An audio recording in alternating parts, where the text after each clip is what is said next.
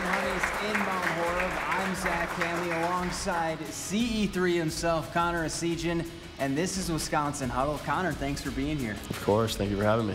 Now, before we get into it, you caught a scorpion out in Arizona, right? Like, how did you catch it? Did you name it? And is it back here in Madison? I Uber Eats like a plastic container, just because like you never know, right? It was my first time being out in Arizona, and picked up a rock and it was there. So I ended up scooping it up into the plastic container, and then I did end up flying it back here to Wisconsin. So I don't know if that's like the first time ever, and it might be weird, I don't know. But like maybe the first time ever there might be a scorpion in Wisconsin. Do you have a name for it? No, I didn't want to get too attached to it in case it died on the plane. Well, Arizona was the final game in that tough three-game stretch for the Badgers. You know the one I'm talking about. Number 3 Marquette at Michigan State, and then Saturday's tussle in Tucson against top-ranked Arizona. And Wisconsin came out 2-1. They never trailed against the Golden Eagles, made history against the Spartans in East Lansing, but then they didn't play their best against the Wildcats and saw that 6-game win streak snapped. I don't think there's confidence shaken. I think it's disappointing that we didn't play better. And that's a tip of the cap to Arizona. They made us do some things that were uncharacteristic and get out of context. And when that happens against really good teams, you get yourself behind the 8 ball. They're better than us right now. December 9th, they're better than us. If we want to be at that level, at the top of the mountain, we got work to do. So, Connor, what did you learn about this team during that 3-game stretch? It showed that, we're a great team, but, we got work to do. And our goal is to be, one of the best teams in the country. And it showed that we can compete at that level, but it also showed that we're not quite there yet. Now, A.J. Storr averaged 15 points per game during those 3 games. We've seen what he can do offensively, but on the defensive side of the ball, it seems like he bought in. How long did it take him to fit in for this group? Honestly, he started clicking a little bit earlier than I thought he would. And, coming from, a totally different play style, different environment, over at St. John's, and for him to, lock in and be able to, understand what Wisconsin basketball is about and to be a part of the culture, and the team, and to see him starting to click and starting to get it pretty early is pretty huge. Well, another guy who's making his presence felt is John Blackwell. The reigning Big Ten Freshman of the Week scored a team-high 17 points against the Wildcats while going 4 of 5 from deep. Hepburn throwing to Blackwell. Right corner 3 is good. First from the left, then from the right. 21-19 Arizona. What do you like about his game? It seems like he is fearless.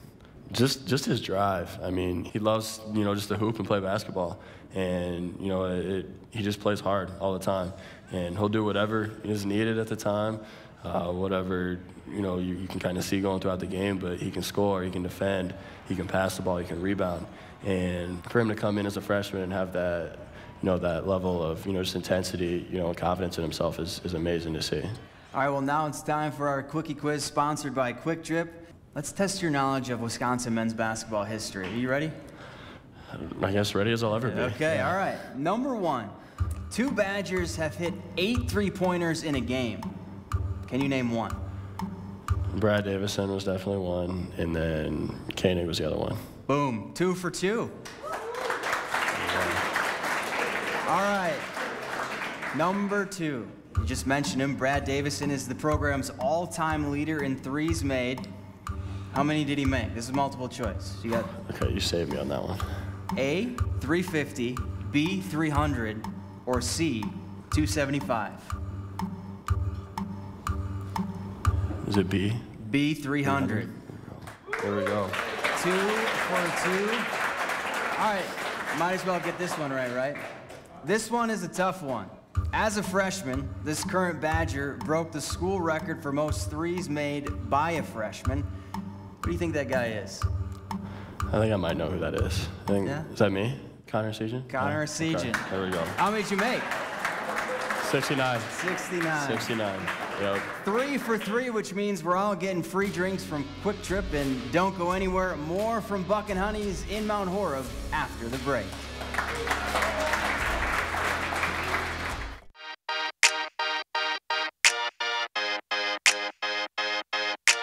I'll switch lives with Carter Gilmore for a day, just a day.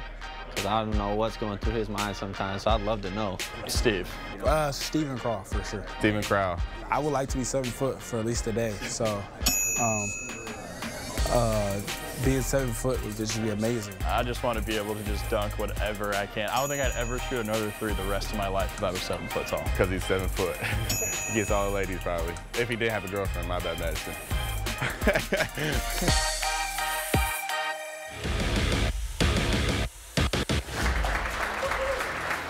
And welcome back to Wisconsin Huddle. Now, last year you played basketball at American Family Field, part of the Brew City Battle, right? Cool event, but more special for you because you're related to one of the best brewers all time, Robin Yount. Yeah, I mean, playing at AmFam Field was crazy. I mean, for me growing up, you know, baseball was a huge part of my life. My dad, you know, was one of my coaches my entire life. Played in some big tournaments. Always was splitting basketball and baseball time as much as I could. And to be able to kind of share the field, you know, with history, you know, in Wisconsin, history, you know, in my family name, to kind of share that. And even in the locker room, you know, he had like a Hall of Fame case sitting there, and, you know, kind of be sitting next to him, theoretically, you know, it was crazy to kind of go through that. Well, you played high school basketball in Indiana and left as, get this, number 10 all-time in the scoring list with 2,526 points. What was playing Indiana high school basketball like? Unbelievable. High school basketball in Indiana is crazy. I mean, that's what we're known for. Probably that and cornfield was probably it. But, I mean, it was just an unreal experience to kind of go through that, you know, play, you know, teams that are crazy, playing in high school gyms with 8,000, 9,000 seats and filling it up. To kind of go through that experience and then kind of leave my legacy, you know, in the history forever, passing guys like Larry Bird, you know, in scoring. He didn't have a three-point line, but to kind of go through that, you know, and just kind of have my name engraved in that history is, you know, I'm really blessed for that. That's awesome. Well, those are a couple fun facts about you. Now let's see how well your teammates know you. I have a distant relative who was the second person ever to win a Rose Bowl in a World Series. I'm going to say true on that one. That's true. That's true. I'm going to say a truth. I think when we played at the Brewer Stadium last year, Robin Yount was a family member of his. I haven't heard the Rose Bowl one quite yet, but I'm sure that one's a truth. My favorite sneaker that I have is my Travis Scott's. Lie. True. Yeah, I don't know if I've seen those come out of the box, so if Con keeps something in the box long enough, I know that one's special to him for sure, so I'm going to go with the truth there. I'm 6'4". True. That's true. That's true. Wait, did I say three? That's 3 truths. I'm going to have to go. That one's a lie. I already said 2 truths, so I'm going to go with the lie there. I'm going to say he's 6'3 3/4", Nate. Wisconsin Huddle is brought to you by Gruber Law Offices, Buck and Honey's, Iron Jock, Ellenbox Cheese, West Bend Mutual Insurance, and Team Lammy, NIL experts. 10 games into their season, and Greg Gard has his team 7-3. They've played some big-time competition and played well against them. And they've also taken a couple lumps, but this group has shown their ability to bounce back. And when they're getting to the free throw line, playing good defense and rebounding, they've shown they can play with some of the best teams in the country. What I learned, like, we had a lot of challenges, obviously. We played really good teams, and obviously we saw against Marquette we can be really, really good. Just got to keep working defensively, and everything will come. It just kind of showed that the hard work we put in over the summer paid off. I think after the first 2, we kind of had a little bit of doubts and looking around, and we didn't want to have what happened last year happen again this year. And we all kind of, as a group, came together and knew that's not the year we wanted to have this year. Badger Extra columnist Jim Polzin is back with us. Jim, over those last 7 games, 6-1, what has impressed you the most about this team? I think the offense. I think that was the biggest question mark coming this season. After last season, these guys knew they had to improve in that area. I love the balance they've shown. I mean, it's really a different guy every night. You mentioned the free throws. I think that's the biggest reason for this offensive efficiency going up. Not only are they getting to the free throw line a lot, they're converting at a much better rate. Connor, we talked about A.J. Storr and John Blackwell. Who's another guy maybe we're not talking about that's doing all the right things and doing a lot for this team? Yeah, I mean, talking, about Steve. I mean, even though he's one of the key guys on our team, he brings so much more than what people talk and think about. Just his presence, his passing, the way he works and goes hard in practice and gets everyone better. I mean, he's really, I can say unsung, but not really, because a lot of people do talk about him. But at the same time, he really is such a huge piece to what we do. Can't forget about Big Steve. Jim, what player surprised you the most this year? Yeah, I know Connor was talking about before, but John Blackwell, only because you never know these freshmen how they're going to react to playing at a bigger level. All we see is AAU games and clips on videos, right? You don't know how they're going to react to a bigger and stronger people going against him. Blackwell showed no fear whatsoever. He's just been fearless. A lot of the same faces on this year's team, but how are you guys different than last year? Something that we really struggled with last year was kind of finishing out games. There were a lot of times when we had a lead late, we were, had a close game late, and all of a sudden we just kind of fell apart, couldn't get the job done, and to kind of be able to hold on, to some leads, like Marquette, Michigan State, especially those two big games, to never trail to Marquette. That was huge for us to kind of show that we can do that and, stay consistent, for 40 minutes, and Michigan State to finish out strong as well. Can this team win a Big Ten title, and is this team a lock for the NCAA tournament? I think they can contend for a Big Ten title. That's a little early to talking locks, right? I don't want to put that on the camera right now. I think certainly they can contend for a Big Ten title. I think Purdue's still the team to beat, but this team has shown me a lot during the non-conference schedule. I think it's going to go down to the final week in March. And yes, I think this team's going to get back to the NCAA tournament. And not only that, but I think they can really make a play for a top 4 seed. I see no reason why they can't do that. Well, now's a good time to remind you to give us a follow on Facebook, Instagram, and X to stay up to date with all things Wisconsin Huddle. And be sure to check out our website, too, at wisconsin-huddle.com. We've got to take a quick break. More from Buck and Honey's in Mount Horeb after this. And welcome to this week's Wisconsin Huddle Unleashed. I'm Zach Hanley. She's Lauren Barnes, and we're going to play some checkers. Lauren, when's the last time you played checkers? Oh, gosh, I don't even remember. It's probably my grandma's basement, like 8 Thanksgivings ago, honestly. Well, it's been a while, so yes. I have a chance. Good. All right, we'll let you go first. Oh, man. So, favorite memory at the field house? Oh, probably my last win there. I think we swept Minnesota to go to the Final Four, not I think, I know.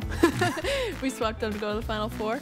But, yeah, it's got to be the best one. So speaking of Minnesota, you started your career there and then transferred to Wisconsin. Why Minnesota in the first place, and then what appealed you about Wisconsin? Yeah, so Minnesota was actually one of the only big schools that really kind of was interested in me being recruited. I was not a very big recruit, and I knew growing up I really wanted to play in the Big Ten. Decided to transfer after my sophomore year, and it was kind of just, there's a shift in culture as I was there, and I was just looking for, is it my turn? Yeah. Got it. A more kind of competitive atmosphere, and that's what actually brought me to Wisconsin. Is then the same thing. I went on a visit there, got to meet the players, got to meet the coaches, and it was just, again, a no-brainer. Take me back to 2021 when, that final point goes up or goes down and you're national champs. Like, what was that moment like? That's probably the hardest thing to describe. Almost, I don't know. It was just unreal. It's like, wow, we did it. And like, we kind of had to win twice. It was just like everything we worked for was just in front of us, and it was just kind of like we did it. Right. So. And no better way to go out, right? Yeah. Like, right. That's it. All right, Lauren. I have a king. You have a king. Let's just call it a draw. You good with that? I'm good with it. All right. More fun and games next week. Wisconsin Huddle is brought to you by Gruber Law Offices, Buck and Honey's, Iron Jock, Ellen Box Cheese, West Bend Mutual Insurance, and Team Lemmy, NIL experts. All right, we're bringing back one of our all-time favorite segments, but this time it's got a little basketball feel to it. Back in October, you, Chucky Hepburn, and Max Klesman got dressed to the nine for Big Ten Media Day. So obviously, we asked their teammates, are they feeling the fit?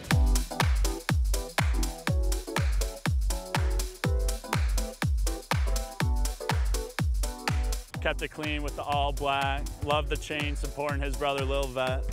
I would give it probably 6.5, 7 out of 10, just because I think he had a little more flair. I'm gonna be a hard rater today, so I'm gonna give Chucky a 7.5 out of 10. I think he did a good job. For Chucky on this one, I'm gonna give him a 10 out of 10. I'm a fan of the all black with the gold chain showing and the bow tie. I'm a bow tie guy. Max here, classic look as well. Went with the tie instead of a chain. Similar look to Chuck as well. Clean. I'm gonna go 6.5 as well. Max, I really like his. It's kind of just a stylish, classy little tux or a little suit. So I'm gonna give him an 8. I just kind of like the simple blue. Class, I'm gonna give him an 8. Yeah, I'm gonna give him an 8. I'm not really a fan, like I said, of the longer ties, but it looks good on him. He can pull it off. This is Connor. This is him just being himself. He's gonna come out with a bang, so give him credit with showing up with the school colors in the all red. The shoes definitely added a little flair, and I saw all the videos on that. Those definitely garnered some attention, but I'm gonna give him an 8 just because he went for it a little more. Eyes just burnt looking at Connor's. That's a lot of red. I'm gonna give him a 7. You know, it's a new generation, a lot of colors. Red is my favorite color. I'm gonna give him a 9 because I'm not a fan of the different shades of reds in the shoes. The shoes are a darker red than the suit. Let's get your thoughts on these Media Day fits. Let's see here. Okay, Chuck went with the all black. You know, it's not. I like it. I like it a little bit. I like it. Clean. He's got the chain hanging out too. He doesn't have any ties on, but kind of adds a little bit. I do like all black. Does look. You can't go wrong with all black though. So I do like Chuck. So I'm gonna have to go. He could be better though. I've seen Chuck dress, you know, and he can put it on. He didn't go all the way though. So I'm gonna give him like an 8 for that. Would you wear that outfit? I'd wear that. Yeah, okay. I'd wear it. Yeah. What about Max's? You know, that's just Max, just a clean cut, you know, guy. But he could have done a little better too. But I do like them both. Just some clean fits. I'd give him probably an 8 as well. Okay. They both could get a little bit better, but I do like them. And yours, all red, bow tie, and then the shoes. I mean, 10, right? Right. Yeah. Obviously. No, I mean just the. Kind of want to do something a little different. I didn't really know what they were going to do before, and so I just kind of wanted to go with, you know, the red, the school color. And that's it for this week's Wisconsin Huddle. Be sure to join us next week at our live taping on Monday, December 18th, right here at Buck and Honey's in Mount Horeb. For Connor Asijian, I'm Zach Hanley. Thanks for watching. We'll see you next week.